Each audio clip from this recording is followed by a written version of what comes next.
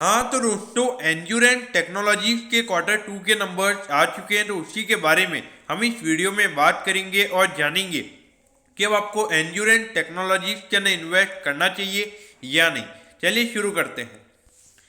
तो देखिए, सबसे पहले अगर हम यहाँ पे कंपनी के टोटल रेवेन्यू के नंबर्स की अगर हम बात करें तो पिछले क्वार्टर के कंपैरिजन में 11% से कंपनी के रेवेन्यू के नंबर्स बढ़े हैं और ये नंबर आया है 1887 करोड़ पे।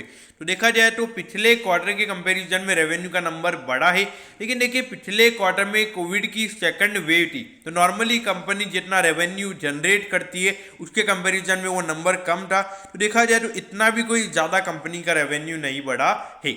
और जो प्रॉफिटेबिलिटी है कंपनी की, ये 38% से बढ़कर 133 करोड़ का कंपनी का टोटल नेट प्रॉफिट इस क्वार्टर में आया है। तो देखा जाए तो क्वार्टरली बेसिस का जो परफॉर्मेंस है वो कंपनी का अच्छा है।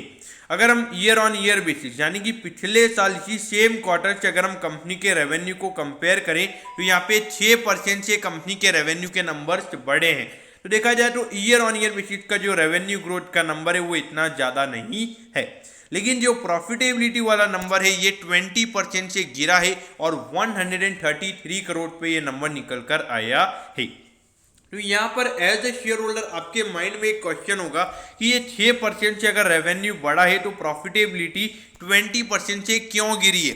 क्योंकि यहाँ पर आपको पता होगा कि जो लगातार यहाँ पे जो रॉ मटेरियल के प्राइसेस बढ़ रहे हैं तो उसकी वजह से यहाँ पे कंपनी के मार्जिन पर इम्पैक्ट पड़ा है और इसी की वजह से हमें यहाँ पे जो ईयर ऑन ईयर बेसिस का नंबर है ये 20% से गिरता हुआ नजर आ रहा है। लगभग 26,000 करोड़ का इस कंपनी का मार्केट कैप है। अभी 40 के पी पे ये स्टॉक अभी ट्रेड हो रहा है और अभी जो हमें ग्रोथ देखने को मिली है क्वार्टरली बेसिस पे तो उसके हिसाब से लगभग 37-38 का पी स्टॉक का हो जाएगा। तो देखा जाए तो वैल्यूएशन पॉइंट ऑफ व्यू से कुछ ज़्यादा कॉस्टली एंड्योरेंस टेक्नोलॉजी हमें नज़र नहीं आता है।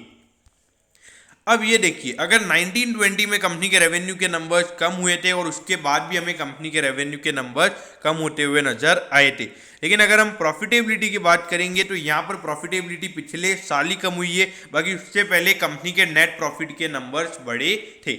लेकिन देखिए अभी जो इलेक्ट्रिक व्हीकल्स में यहाँ पर अगर हम बात करेंगे तो वहाँ पे कंपनी एक मेजर रोल प्ले कर रही है, तो उससे यहाँ पे मार्केट एक्सपेक्ट कर रहा है कि एक अच्छी ग्रोथ हमें यहाँ पे कंपनी के रेवेन्यू के नंबर्स में देखने को मिल सकती है। तो दोस्तों यहाँ पर अगर हम देखेंगे तो यहाँ पे जो इसका ऑल टाइम हाई है तो वो है 1989 और अभी ये स्टॉक ट्रेड हो रहा है 1916 पे। तो देखा जाए तो अगर आप देखोगे तो अराउंड 2.5% ये स्टॉक आज ऊपर था। इसका मतलब ये है कि जब मार्केट सेलिंग प्रेशर था मार्केट के अंदर, अगर ये स्टॉक ऊपर बंद हुआ है तो मार्केट एक्सपेक्ट कर रहा था कि कंपनी के नंबर्स अच्छे आएंगे, लेकिन वो नहीं हुआ है। जो कंपनी के अगर हम नंबर्स की बात करेंगे तो नंबर्स यहाँ पे नेगेटिव आए हैं। तो मुझे लगता है कि यहाँ पे शॉर्ट टर्म में थोड़ा सेलिंग प्रेशर हमें इस स्टॉक में देखने को मिल सकता है, लेकिन जो लॉन्ग टर्म इन्वेस्टर्स हैं अगर आप इन्वेस्टेड हैं तो बने रहिए। अगर जो लोग यहाँ पे इन्वेस्ट करना चाहते हैं मेरे ख्याल से डेफिनेटली आप इस कंपनी में इन्वेस्ट कर सकते हैं। और ये रिजल्ट की वजह से अगर मार्केट थोड़ा नेगेटिव वे में इस रिजल्ट को लेता है तो आपके लिए ये अपॉर्चुनिटी होगी कि आप एक अच्छी कंपनी को एक अच्छे रेट पर ले।